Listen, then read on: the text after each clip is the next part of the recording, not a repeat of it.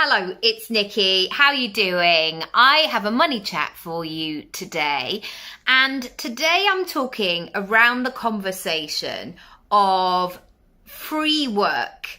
And I want to open up this chat because I think sometimes free work can be sneaky, and maybe we don't mean to give our services away for free, but we end up doing so, and then it's only until after the situation we feel like, I don't know, it just feels a bit, energetically, it just feels a bit peculiar. And quite often that comes from boundaries maybe being a bit wobbly, or our careers are maybe not as quite as sort of defined as maybe other industries. So I'm going to use one example of a masseuse. So when a masseuse is massaging you, it's very clear that that is occurring. The massage has started, the massage has finished, and that's what it is. However, if you are a service-based industry and it's based on consulting or having conversations with people, it's quite difficult sometimes to define those moments where you are in service and you are working, and those moments where you're passing the time of day. And to give you a bit of backstory, because I think that's always really important, I have made every mistake under the sun, I think, in terms of free work. But as I go through this process of really analysing this, and I really feel like I'm in a position after 20 years to talk about this and to bring this to the table, because for a long time, I just assumed that this was just part of it and you had to put up with it, and that was just part of the process, really. And so here are a couple of things that happened for me in the beginning. So if we are meeting for the first time or you don't know my story, the very quick version is I moved to London when I was 18 and I got a place at a top drama school in London and studied for 3 years. I had never met a paid actor before that moment. And so when I moved down at 18, I was very much seeing it from a creative perspective, and oh my goodness, I can't believe my luck. I can't believe all of those childhood dreams that I had have actually come true. I'm here. I made it. Wow. And I just was in this place of being so grateful all the time. Now, gratitude is a wonderful thing because we've also met people who are not grateful or not polite or don't have nice manners, and that's not what we want to be either. But I was sickeningly so, like overly, oh my goodness, I can't believe it, like a competition winner.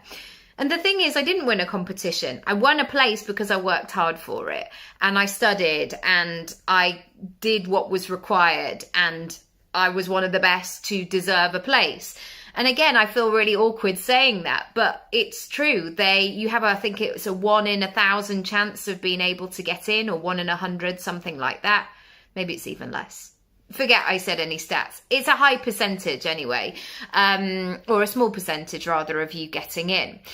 And then at the end of my second year, I decided to stay in London between my second and my third year. And honestly, that was one of the best things that I did. I decided to stay here and work. And I think I worked for about 10 weeks or something like that. And I got a job in a theatre, 8 shows a week, ice creams, programs, all of that sort of stuff. And I was surrounded by jobbing actors, working actors, and that was so powerful going into my third year because I got to understand how actors were operating. I got to listen into, I mean, they were right next to me speaking in a loud voice. It wasn't like I was up against the wall or something. I got to listen into conversations with their agent. I got to hear about how somebody's audition went, or that they're down to the last 2 for something. And I really got an insight into the industry. So when I went into my third year, I was beyond ready. I was like, right, I know what I need to do. I'm focused. I took all of this industry information into that third year. And I actually got an agent and 2 jobs back to back in that third year. So I left early. And I think that a lot of that was down to me understanding the industry and what that was all about. The second thing that would happen is this sense of, so this is not related to acting necessarily, but if you're an actor, it will completely apply to you. This sense of always being available.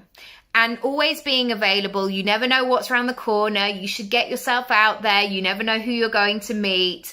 And that is an interesting one, because what you could spend your time doing is just filling your diary and going to things all the time. And I learned very, very early on that you have to be selective to around how you spend your free time. Because if you're not, you're going to not necessarily be working effectively in alignment with your goals. And so I really paid attention to those things. And again, there's so many networking events, there's so many things that you could go to, but really ask yourself why you are going to those things. What are you hoping to get out of? What's drawing you to those things? Because otherwise what can happen is you end up just traveling all the time, or having conversations with people who are not your ideal clients, or they have really conflicting business ethos to you, and it doesn't work for anybody. The next thing that I want to say is, alongside this, there was this conversation from all the bros marketing talking about free value. Give first, give first. And I see this for many people, especially in the online place, this sense of giving away everything all the time for free. And content creation is actually a job now. You know, it wasn't when I started, but it is a job that people get paid to do and to work with brands. And I had to cotton on to the fact that I needed to be paid for this.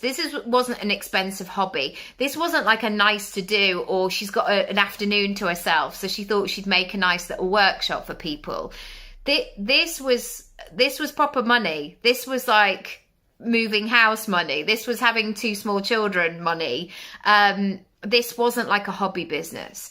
So every step of the way, I had to be very inquisitive as to why I was creating something. And I had that realization, and I've done loads of money work courses.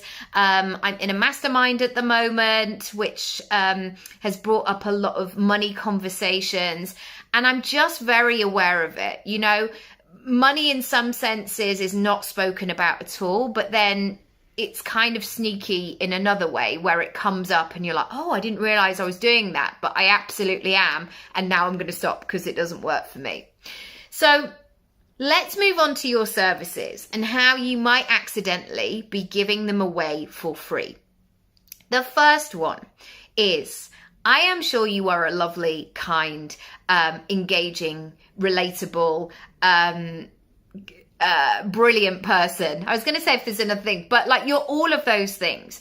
And again, if we go back to my previous point of wanting to give, I think there comes a point where you have to understand what is for sale and what isn't. And the ways that it might be sneaky are as the following. People asking you if they could have a quick chat with you.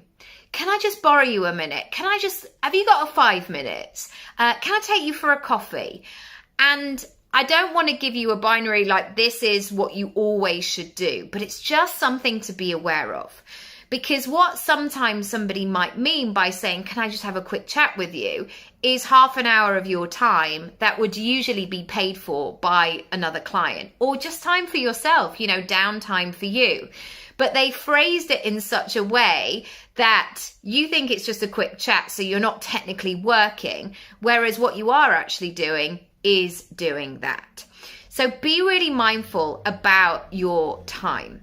The second way it might be a bit sneaky is when people say, can you tell me a bit more about your services and maybe how you can help me? And I have had all extremes of this. Like somebody was like, can you come? I actually did this. Maybe you can come round to my house one night and we'll have a cup of tea and a chat about maybe like where we go from here.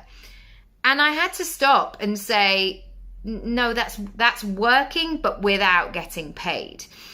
And this thing of somebody feeling like you have to pitch to them the whole time.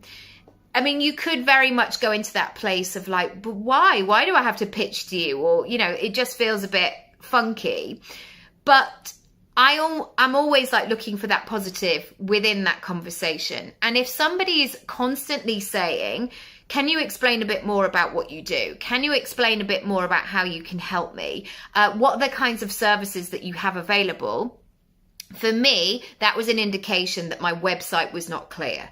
My FAQs, I need to go into more detail. I need to make a video that explains it and breaks down the process, because I am always looking at ways that I can do something once and then it goes and it's brilliant, and then people can catch it whenever they need it. So that was a little nudge to me to say, you're not being clear. Make sure you're clear. What do you need to do? And then from there, I could just send them the link. I could tell them more and then say, if you've got any questions at the end of this, feel free to let me know. I would be happy to help. The third way is when people want support, but they don't want to pay for it. So this might be coming into your DMs with a huge monologue about what's going on for them. Or that might be them saying, I'm going to send you an email and let you know what's going on. But the thing is, without boundaries in place or support, somebody might send you an email, which is a lot to digest. You know, those emails that come through and they're 7 paragraphs long.